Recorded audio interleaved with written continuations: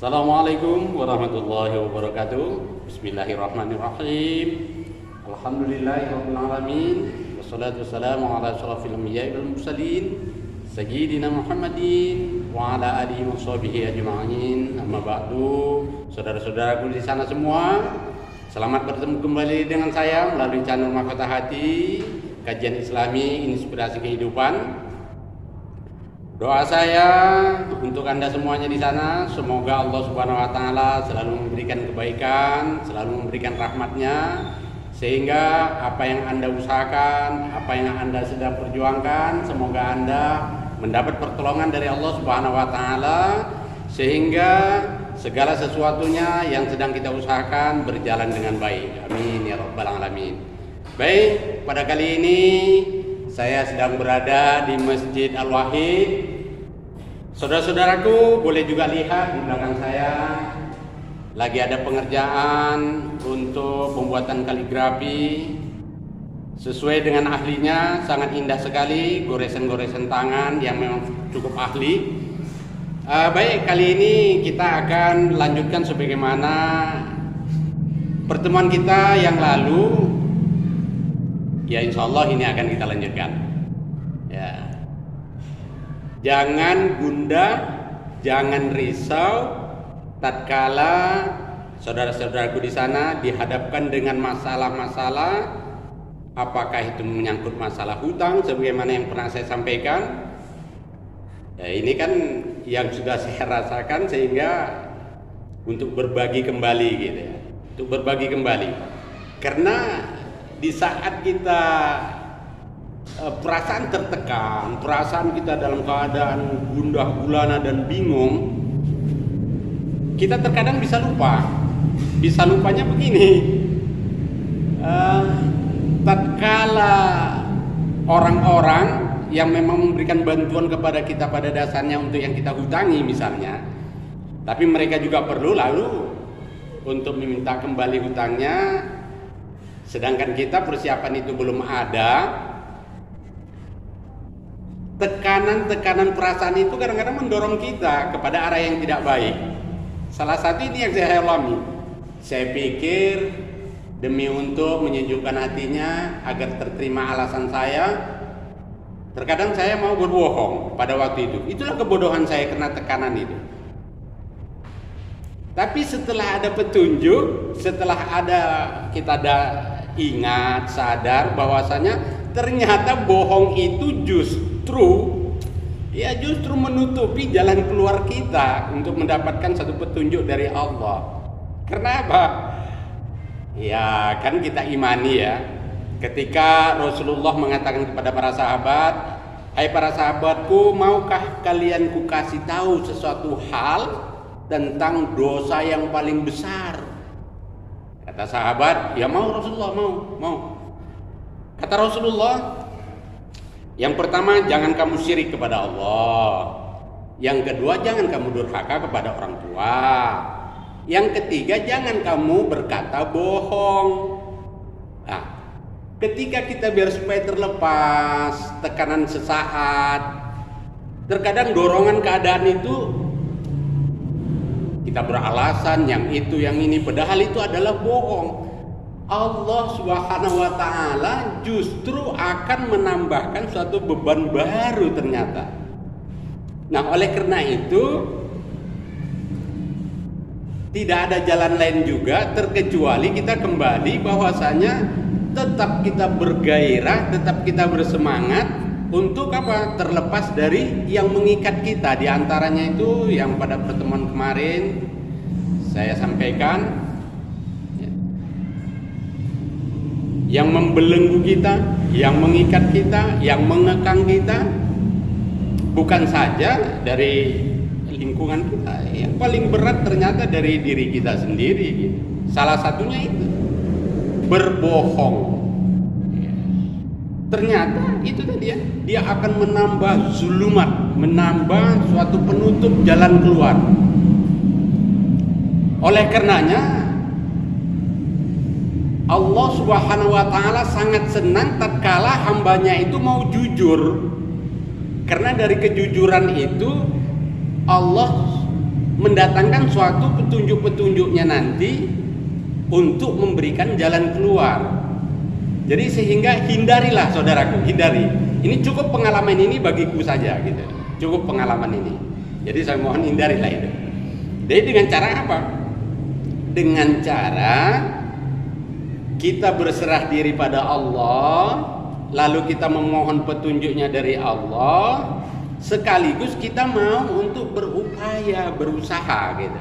Usahanya salah satunya apa? Salah satunya adalah berkata dengan jujur. Kita harus siap menyerahkan hal ini dengan keadaan itu untuk bergantung kepada Allah. Biarlah kita menyampaikan apa adanya yang sebenarnya dengan tujuan agar datang nanti petunjuk. Nggak usah bingung, nggak usah gundah, nggak usah takut lah. Yang sudah saya alami, walaupun pada dasarnya awal-awalnya berat saudaraku, berat. Untuk latihan berkata jujur itu bukan hal yang ringan memang. Karena apa? Karena memang orang yang jujur itu sendiri dia harus menerima konsekuensinya gitu. Konsekuensinya ketika memang kita nanti harus dicaci, kita harus dimaki, dimarah sekalipun, ya kita harus siap memang. Harus siap. Bahkan kalau memang kita harus katakanlah dulu menyelesaikan lewat daripada hal-hal yang lebih besar misalnya, ya kita memang harus siap, nah, gitu. Tapi insya Allah karena ini memang sudah saya alami, makanya saya berbagi. Nggak perlu kita untuk takut lalu kacau gitu. Jadi sehingga kita mau pula kita berbohong. Nah gitu. Jadi ini yang pertama sekali hindari berbohong. Gitu. Yang kedua, berkata yang jujur itu adalah satu hal yang berat, tapi bisa menjadi ringan kalau kita niatkan agar datang pertolongan Allah.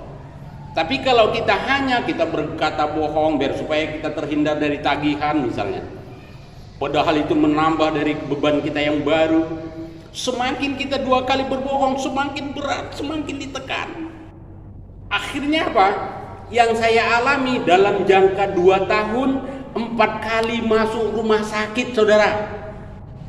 4 kali. Kenapa? Tekanan pikiran. Ini tekanan pikiran ini luar biasa ini.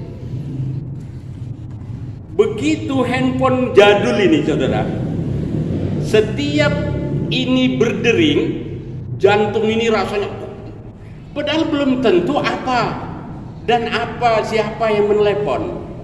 Tapi karena memang kita dalam keadaan ditekan keadaan itu, berdering dia, ada tanda panggilan, jantung ini lebih dulu yang diserang. Saudara ingin tahu, jangka 2 tahun, 4 penyakit yang saya derita. Yang pertama, dinyatakan oleh dokter saya memiliki kista hati. Hasil daripada USG 1,4 cm. Kista hati. 1 minggu nami berawat jalan, kemudian datang penyakit yang baru. Penyakit yang baru apa saudara tahu? Batu empedu. Ini benar yang saya sampaikan. Nah, kemudian daripada itu belum lagi selesai batu empedu saudara, datang lagi yang ketiga. Yang ketiga itu naik asam lambung, sehingga hampir-hampir ya. Sampai saya mengatakan apakah ini terakhir hidupku ya gitu. Kenapa tiba-tiba menyesak? Bukan sesak tapi menyesak dia, seolah-olah ada sesuatu yang naik begitu. Itu yang ketiga, asam lambung. Yang keempat, yang terakhir adalah batu ginjal saudara. Bayangkan dalam jangka waktu 2 tahun saya harus mengalami 4 penyakit. Artinya apa saudaraku? Ya kita siap saja gitu, siap ya. Ketika memang kita masih terhempit dengan dililit dengan hutang, jangan kita tambahi lagi beban itu disebabkan karena kita berdusta. Ini ya. Jadi jujur dengan tujuan agar datang pertolongan Allah memberikan jalan keluar.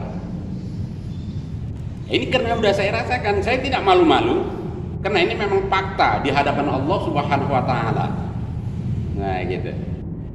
Ya alhamdulillah, semenjak saya lakukan apa yang pernah saya sampaikan melalui ya video saya yang lalu, boleh nanti saudara-saudaraku baik yang sudah lihat maupun yang belum ya bisa nanti dilihat. Walaupun prosesnya itu memang sangat panjang, iya sangat panjang. Ya. Tak ubahnya seperti saudaraku yang di belakang tadi, goresan satu demi satu huruf dilalui, sehingga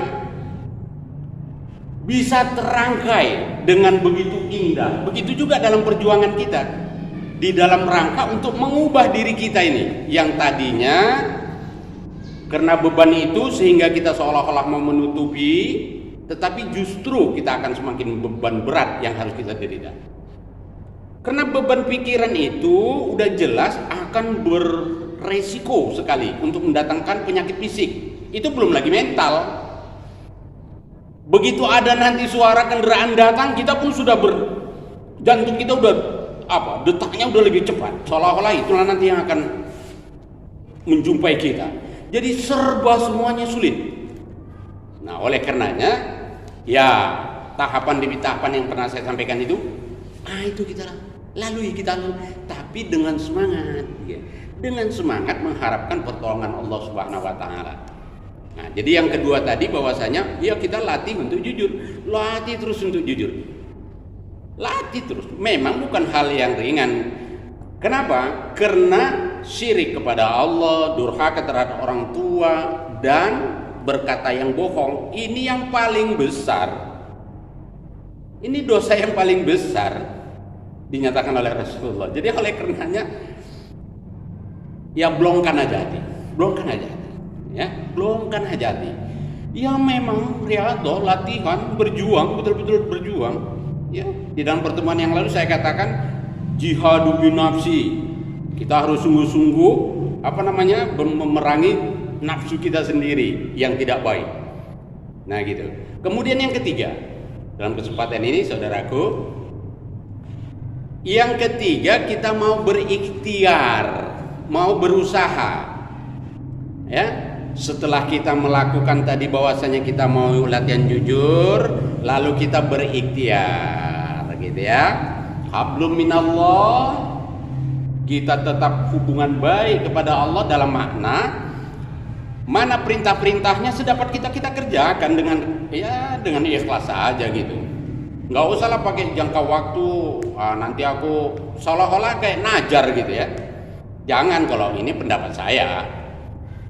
Tidak perlu pakai seperti najar, nanti kalau lunas hutangku nanti aku baru beribadah. Jangan, justru terbalik kalau menurut saya. Iya, kita beribadah aja gitu. Semata-mata memang kita menjemput rahmat Allah. Beribadah aja gitu. Ini yang pertama, lakukan mana yang diperintah Allah semampu kita.